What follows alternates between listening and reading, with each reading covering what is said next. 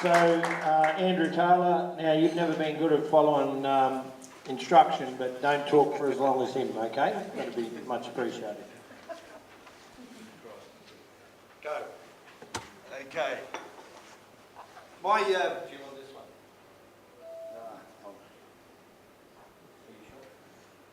I'll knock it and show it. Okay, my role, my position in Northern Gulf is Sustainable Grazing Officer and Regional Landcare Facilitator. In principle, that means my role is actually capacity building, so that's what I'm going to bring to the presentation and for discussion later on. What I've done is I've brought a picture in of a training we had last week. It was pregnancy testing, fetal ageing and herd segregation, which involves a management strategy. So just wanted to help you visualise my workspace. I'm just going to, before I go into capacity building opportunities, I'm going to just give you a brief background as to Barry, and these are the sources I'm going to use for some of the judgments on the current situation. Firstly, with a 10-year analysis of the northern beef industry by Bush Agribusiness, funded by MLA, some of these abstracts of the summary include, they found that the majority of northern beef businesses are not economically sustainable. Both total numbers of cattle in the north and stocking rates have risen.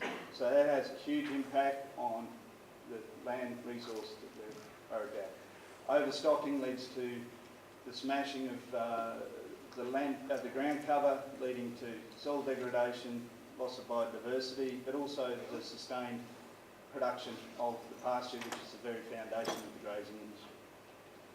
The top 25% performers consistently outperform the average and have businesses more likely to be economically sustainable. So ultimately what I'm saying is there are business models there that are working and that are more likely to be sustainable. So in capacity building terms, there's a lot of lessons to be learned and a lot of things that can be passed on. From the same report, they found that superior performance of the top 25% producers can be attributed to higher income through better herd productivity, in specifics, higher reproductive rates, lower mortality rates, heavier sale rates, and also lower operating expenses, largely through better labour efficiency. So the point here is these parameters can be greatly affected and influenced by management strategies. So again, that affects capacity. B-Sense project implemented by Joe and Bernie with the QDAC beef team, with Alison Laurel, agribusiness consultant with Northern Gulf.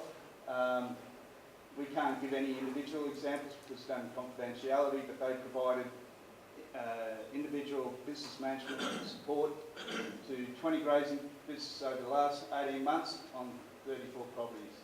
So there's some of the bulk figures. Ultimately, we're looking at businesses with, on average, with $10 million worth of assets, which is quite significant. The average equity level at 60%, and I must say, rural finance institutions will typically not give a grazing business in extensive circumstances funding over, if they're under 70% equity. So that makes it difficult for businesses to negotiate other finance. And I can go later on, but that then triggers the finance institutions to look at your ability for finance coverage. Typically then your threshold is 1.5 times your finance cost. It means your earnings or your cash flow has to meet your finance cost by 1.5 times. If you're 80%, that might be $200,000 on a $10 million property. If you go down to 60% on a $10 million property, that lifts it to $400,000, and that, in many cases, lifts it out of the sustainable bracket. Stocking rates often range between 20 to 30% over sustainable carrying capacity, and that is the bad news for our land resource. Again, our big problem is overgrazing for our land resource and smashing our productivity of our productive perennial grasses. And a lot of this has been, a lot of management has been driven by high debt pressures, and as the common strategy to cope has been largely to deal with to overstock the country, to try and maximise your gain out of the country, and to sell younger cattle as weaners, for example. So that has a really negative impact on both your land and your economics. The profitability and the economics in selling an 18-month, 2-year-old yearling versus selling as a weaner, it might cost you $450 to $500 to produce that weaner. You might be lucky to get $400 for it, and if you carry it on for that extra year, you're talking about a gain of possibly around that 90 kilos at $2, and your extra cost is quite minimal compared to maintaining a cow. So, and plus it has an impact on your risk management. As your herd composition changes, it's a lot easier to sell trading cattle, that younger herd, than it is breeding cows when you get into a sticky spot in a drought. I won't go into detail here, but that's sort of the background to identifying what the finance coverage is if you're at different equity ratios. And you can just briefly see it, 80% on a 10 million on your property, 1.5 times equates to just a bit over 2% return to assets. That typically and used to be in cash flow budgets achievable, but if you go down to 60%, 1.5 times brings it over 4%, and that's a lot harder to achieve. Okay, the good news story out of that, some of the BEAD Sense findings that I've been informed of, is that there is a distinct correlation between sustainable businesses and good pasture management, and also good financial and business management. So that's a take-home message. I probably want to highlight before I go into this graph too much. A tertiary education doesn't mean or guarantee that you're going to be a good animal producer.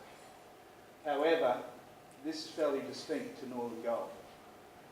We did, Jorge, I worked with Jorge, as did Michael Anthony, on supporting him to do his research through the properties in the catchment. And we found that 30% of the grazing managers had a high school education up to year 10 and 30% to year 12. And if you look over this right-hand side, you'll find that the likely to be 15% that have some sort of formal tertiary training. So I'm fairly convinced that if you were in an urban area and you had people managing sustainable $10 million businesses, you'd have quite the reverse here. So I suppose my point here is that we have a distinct lack of formally trained skills sets. And this is one of the reasons why. The remoteness and the isolation. The difficulty to get to a quality school and so on. I've got to keep moving on. This is what we're delivering at the moment. BEAD Sense project, which I briefly ran through before. QDAP and Northern Gulf are doing some extension activities. 5 years ago we ran RCS Grazing Profit Workshops, well received and had a good impact. Very expensive though, and that was, we had emergency flood relief funding to deliver that. It's not something we can sustain. Business Edge workshops delivered by Bush Agribusiness. They were funded to design that by MLA. Very good program, 2 days, cost $1,200. Flip side is, it's only really beneficial to those with established business management skills. It's not suitable really for people who haven't done any formal training in business management. Okay, opportunities. Where we have weaknesses, often they lead to opportunities. I see a big role to play where Northern Gulf could step in, is a low-cost introductory farm business management type trainings, and then the potential to follow that up. So that, you know, it's not somebody, grazier coming in one day, they learn the skills, and then if they don't get that support a month or two down the track, they might just totally lose it. So It needs following up. Training programs that engage graziers whilst introducing them to alternative business models, paradigm shifts. We did have this vet who's also trained in business management, who was heavily involved in large properties throughout the Gulf back in the 80s.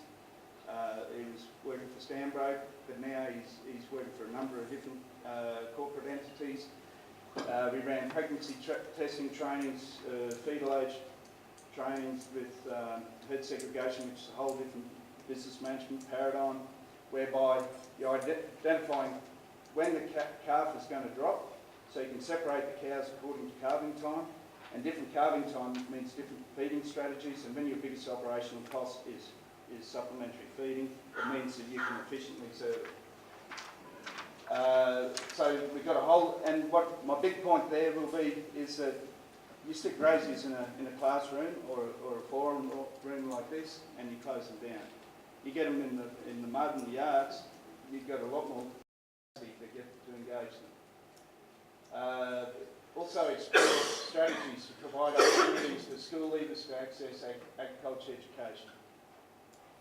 It's something that's not really happening at the moment, and there needs to be, I haven't got any hard and fast strategies at the moment, but that's, I think as an organisation we should be addressing. Just very briefly, management areas for improvement. I'll just matching stocking rate. This area is where we can carry through with the capacity building. Matching stocking rate with sustainable carrying capacity. Wet season spelling, drought contingency planning, herd management with this herd segregation which I told you. Business management skills to better to empower grazing managers to evaluate what are the best management options. To encourage better finance conditions from bank managers. They will, and I was working with a bank 20 years ago, they will evaluate you as a better manager if you can show good herd dynamics and a good cash flow and your strategies for going forward, developing cash. And they will evaluate and then can be up to 1% better interest rate. Optimum herd mix, which I briefly spoke about with growing out weaners.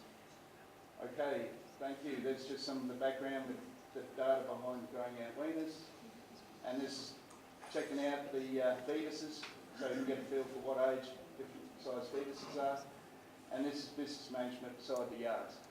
Thank you. Thank you.